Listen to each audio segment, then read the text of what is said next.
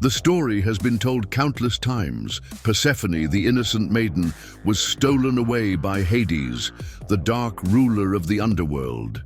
Her mother, Demeter, mourned so deeply that the earth froze, crops withered, and famine spread. Desperate to restore balance, Zeus intervened, forcing Hades to return Persephone to the surface. But because she had eaten 6 pomegranate seeds, she was bound to the underworld for part of the year. And so the cycle of the seasons was born.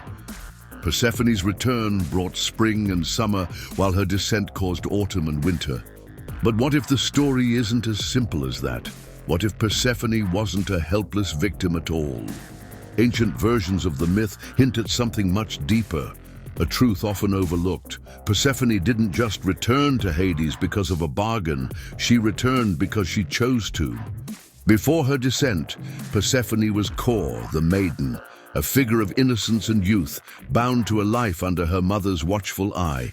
Demeter, the goddess of agriculture and fertility, kept her sheltered, never allowing her to grow beyond childhood. She was expected to remain pure, untouched by the world, forever her mother's daughter. But the abduction, whether forced or not, became a turning point. Persephone entered the underworld as Kore, but she did not remain that way. She transformed.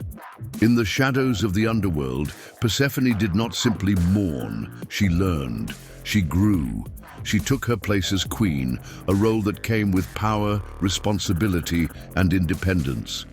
Hades, unlike the other gods of Olympus, did not control her.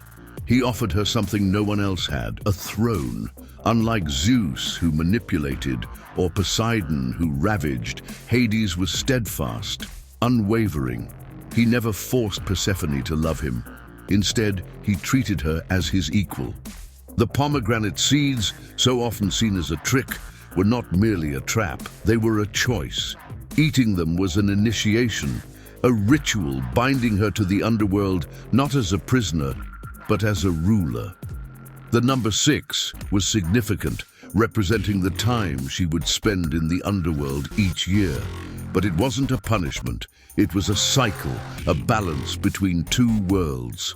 The mortal world needed Persephone, but so did the dead. Without her, the spirits of the underworld would have no guide, no mercy.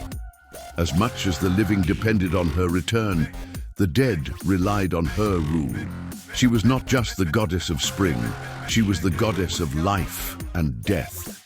When Persephone returned to the surface, she was not the same girl who had left. She had seen what lay beyond life, understood what others feared. She was no longer just Demeter's daughter. She was the queen of the underworld. Her return each year was not a reluctant submission. It was a necessity. The seasons did not change simply because Demeter wept. They changed because Persephone herself moved between worlds, ensuring that life and death remained in balance. The myth is not just about loss and return, it is about transformation. Persephone did not belong solely to the mortal world, nor was she chained to the underworld.